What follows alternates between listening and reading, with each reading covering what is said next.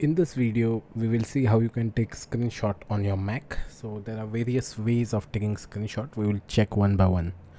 We can capture the entire screen or a window or just a portion of the screen. So first let's start with entire screenshot. To take screenshot, we have to press and hold these three keys together, that is Shift, Command and 3. You can see on the left bottom you can see the thumbnail of the screenshot over here. So now if you click on this, you can get option to edit the screenshot.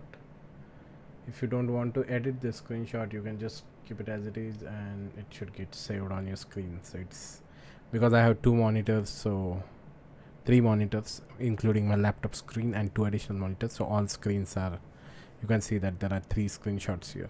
Now if you want to capture any particular portion of the screen, for that you can press just Shift, Command and 4.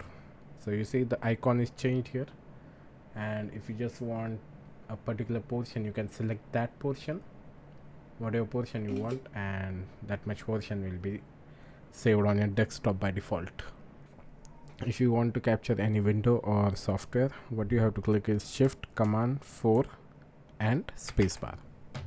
So you can see the icon is changed here, and we see that the window is selected that we want to screenshot. Now we just click and you can see this window is screenshot here, and there are various options to edit. You can just explore those options if you are interested in editing. If you are not happy with the screenshot, you can delete it.